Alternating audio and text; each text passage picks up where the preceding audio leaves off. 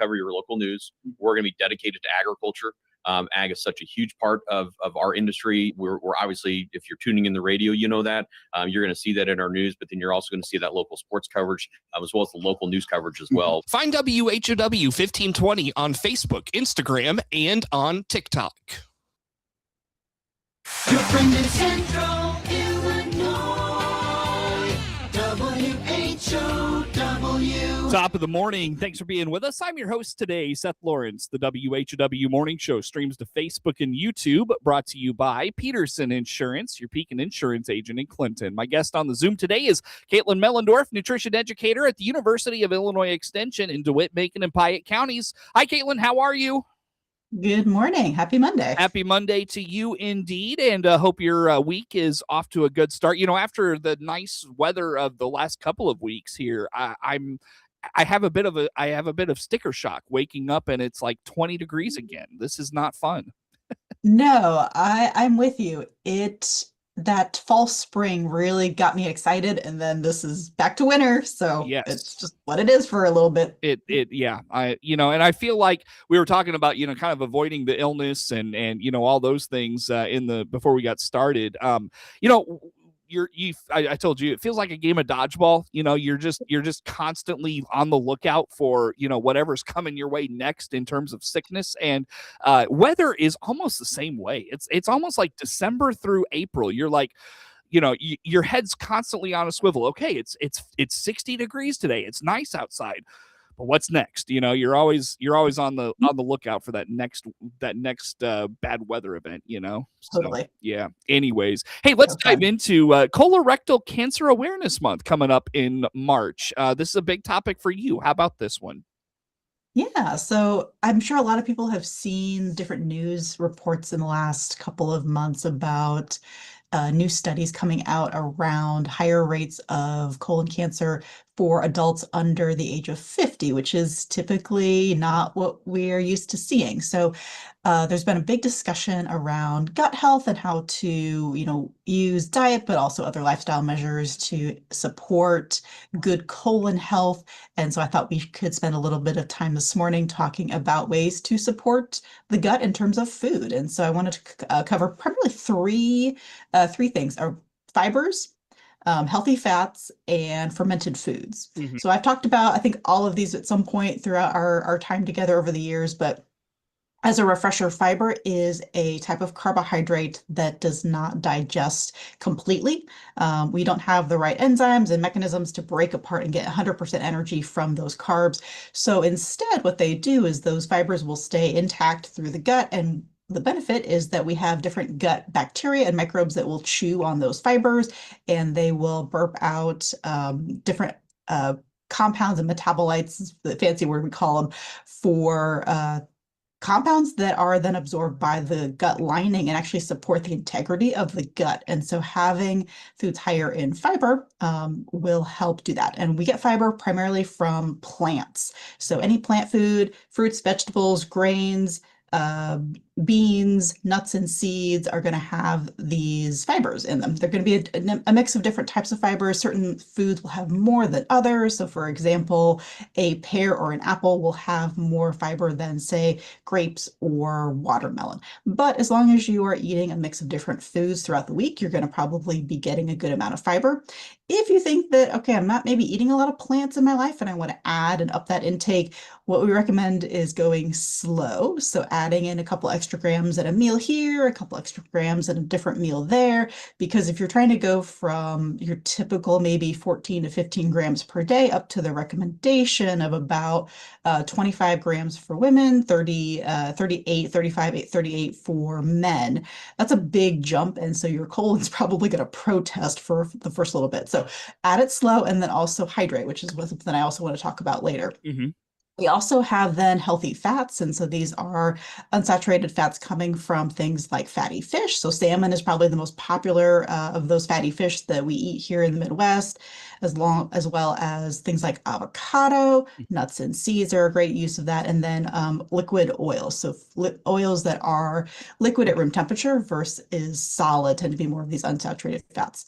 And what those help do is they're supporting, again, those microbes in the gut. And the last thing is fermented foods. And so I think we're seeing this, people are pretty familiar with like yogurt. We've got those beneficial bacteria, but we can also get other fermented foods, things like sauerkraut. Kimchi is definitely gaining popularity, I would say, around the country. It's a different type of fermented vegetable. People are familiar with maybe sauerkraut for that fermented cabbage. There's more drink options. So kefir is a drinkable yogurt type product.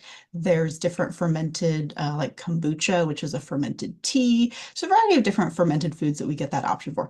What those offer are the good gut microbes, right? Those good bacteria that we're able to drink or eat, and then they can help populate the gut. Sure. So let's focus on fiber, healthy fats, and fermented foods to support that gut. Are there colorectal cancer screenings, Caitlin, that folks can take advantage of, or is that something they should get screened for? How about that? Yeah, so the most complete screening that you're going to get would be a colonoscopy, and so that would involve a little bit of prep in advance of your colonoscopy. So typically the diet is very low fiber, purposely to help make sure that when you are scoped, when the camera is inserted into the colon and up through the small intestine, that it's as clear, it's clear as it can possibly be, so that your doctor can see if there's any disease or polyps or anything that might be out of the typical range. So that would be the most complete kind of test to be screened for that. Of course, there are more at-home options, and so typically talk with your provider. I know occasionally I will see promotions for hospitals that are offering colon cancer screening kits that you can do in the privacy of your own home, because I know talking about poop is not always the most fun thing for people. So those are two options to get you started. Typically, we don't do, unless you have family history, we don't typically start screening until like middle age.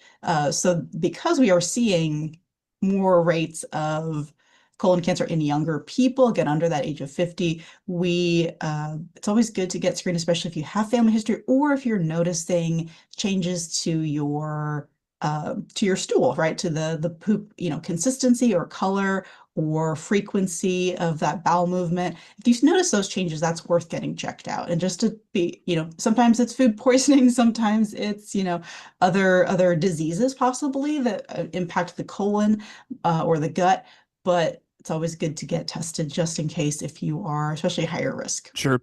You're not going to want to hear this, Caitlin, but you and I were getting close to middle age. Not quite there, but it's not far either. So Yep. And it's one of those where I know it's coming and it sounds awful to get a colonoscopy, but I know that this is the purpose, right? The discomfort in the prep and during the procedure, presumably, right? You're really not conscious for that, or you're in light sedation, but that temporary discomfort for a week or so versus knowing how my colon health is, that's also really helpful. Sure. So I want to ask something to kind of wrap up the conversation.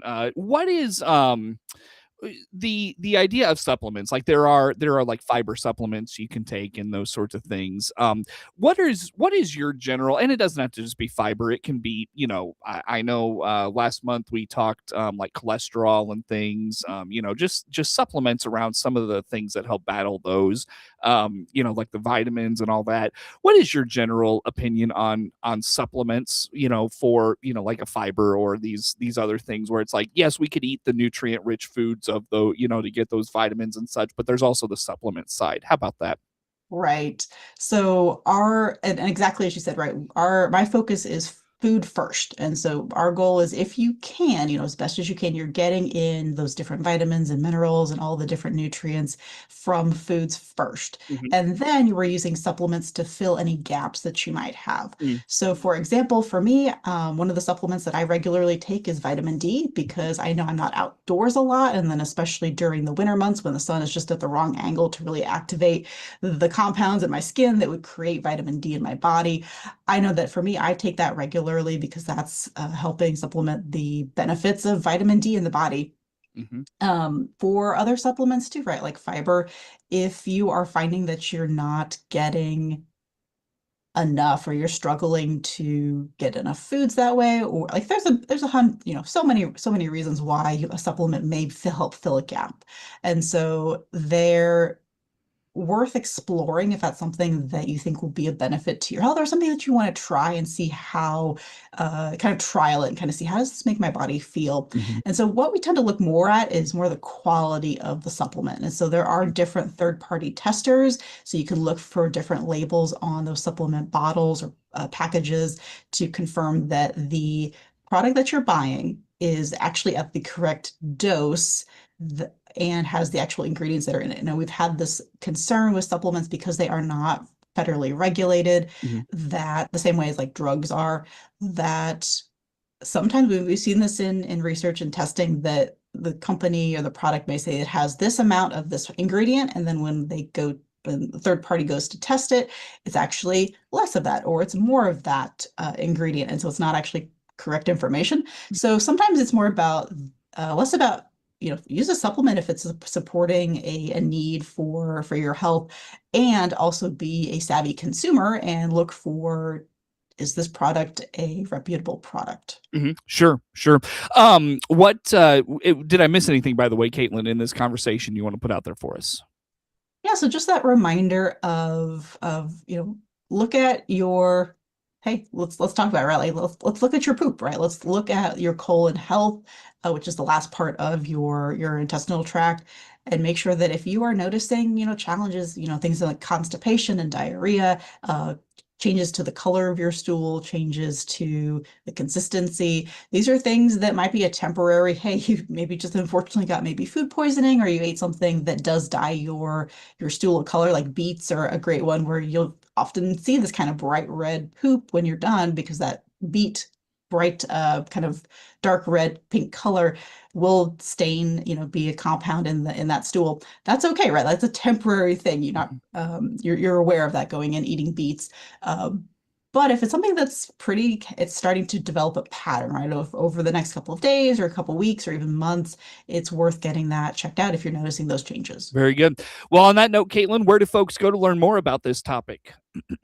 So actually, I'm going to send you to North Dakota Extension. So North Dakota has a very cool series on colon cancer. And this is directly for men, but it would apply to, just general information for anyone. It's called HealthWise for Guys. And so I really like that they've got a colon cancer site. So that site is at NDSU, for North Dakota State University.edu, and you can search for HealthWise for Guys. Sounds good. Very good, Caitlin. I'll tell you what, let's break, come back with some more great stuff to come with Caitlin Mellendorf, nutrition educator, University of Illinois Extension in DeWitt, Macon, and Piatt counties on the WHOW Morning Show. WHOW.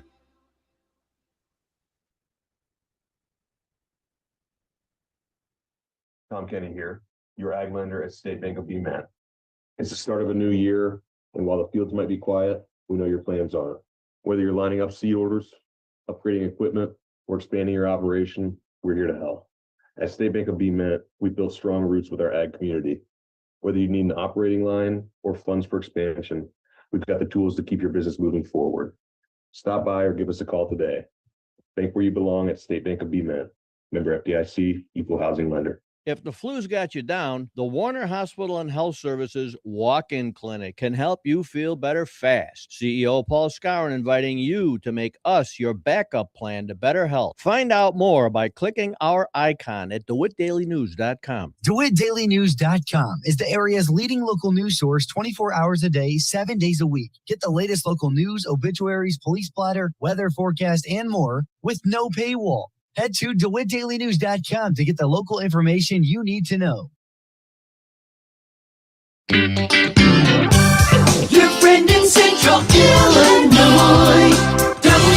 WHOW. Once again, and good morning. Thanks for being with us. I'm your host today, Seth Lawrence. The WHOW Morning Show streams to Facebook and YouTube, brought to you by Peterson Insurance, your Pekin Insurance agent in Clinton. My guest on the Zoom today, Caitlin Mellendorf, nutrition educator, University of Illinois Extension in DeWitt, Macon, and Piatt counties. Caitlin, let's talk frozen foods. March coming up is also Frozen Food Month. Let's highlight this real fast.